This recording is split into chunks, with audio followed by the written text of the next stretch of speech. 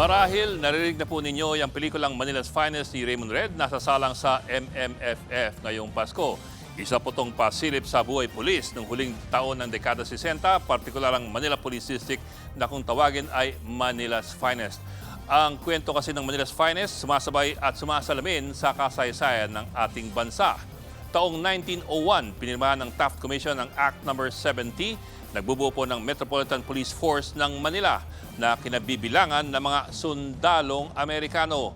Ang nag-organisa po nito ay si Military Governor General Arthur MacArthur, ang ama ni Douglas MacArthur. Pinangunahan ng isang kapitan na merong higit 100 tropa, jurisdiksyon niya ang Nooy Kalakhang, Maynila. Tandaan po na wala pa po noon ang karamihan sa mga syudad ng Metro Manila ngayon. At dahil nga ito po ang kabisera ng Pilipinas, ito ang pinaka-densely populated na syudad sa bansa at pinaka-crime prone, lalo na po yung mga lugar sa bandang port area. At dahil po dyan, ang ma-assign sa Maynila, tinuturing na isang malaking pagsubok sa sinumang pulis. Dito masusubukan ang disiplina, bilis na pag-iisip at yung street smarts.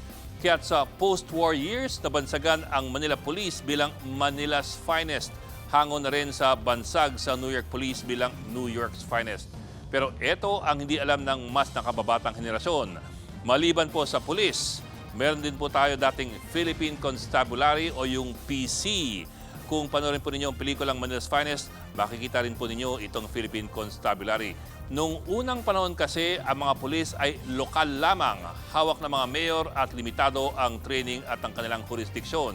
Ang constabulary ay parang nasa pagitan po ng pulis at ng military.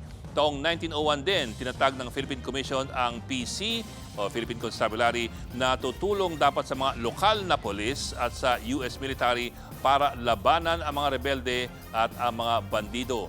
Para po siyang internal security force na mas sibilyan ang trabaho pero mas militar ang kanilang training. Yun lang, minsan nagkakaroon po ng kiskisan sa pagitan ng pulis at ng PC.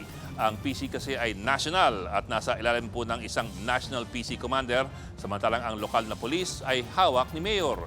Taong 1991, pinag-isa na po ang mga pulis at ang Philippine Constabulary at tinawag na po itong Philippine National Police. Meron pa ring limited supervision ng mga mayor pero ang command and control ng PNP ay galing na po sa Campo Crame dito sa Maynila. Mga kapatid, Ed Lingaw po, maging maalam at may pakialam sa mga napapanahong balita sa ating bansa. Para sa mas malilimang pagtalakay at paghimay sa mga issue at headlines, mag-follow at mag-subscribe sa social media pages ng News 5.